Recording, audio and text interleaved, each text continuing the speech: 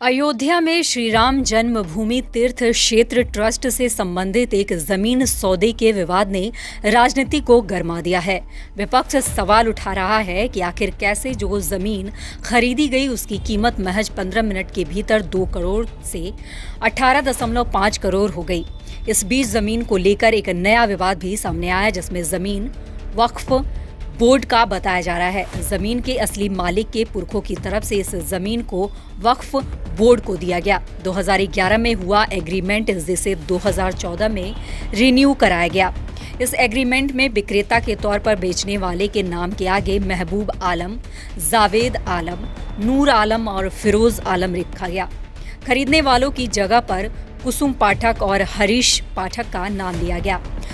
2014 में 2011 का ही एग्रीमेंट इन्हीं लोगों के बीच रिन्यू कराया गया था, क्योंकि विवाद कोर्ट में होने की वजह से रजिस्ट्री नहीं हो पाई थी। 2017 में विवाद निपटारा होने के बाद कुसुम पाठक और हरीश पाठक के नाम पर रजिस्ट्री हुई। 2019 में 2 करोड़ की कीमत पर फिर से जमीन बेचने की प्रक्रिया शुरू हुई। साल 2019 में कुसुम पाठक और हरीश पाठक का सुल्तान अंसारी समेत 8 लोगों के साथ रजिस्टर्ड एग्रीमेंट हुआ। जमीन की कीमत 2 करोड़ लगाई गई थी।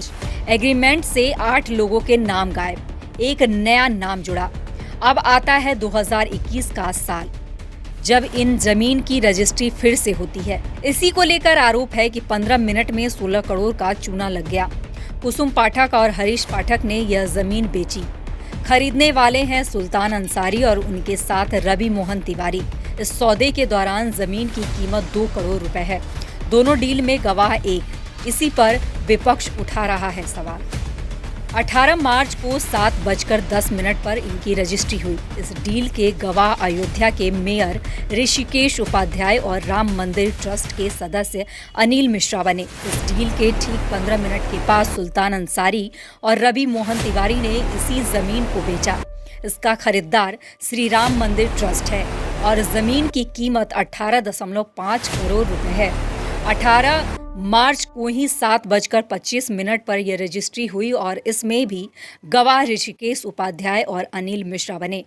बस इन्हीं आखिरी 2 सौदों को लेकर विवाद खड़ा हो गया है।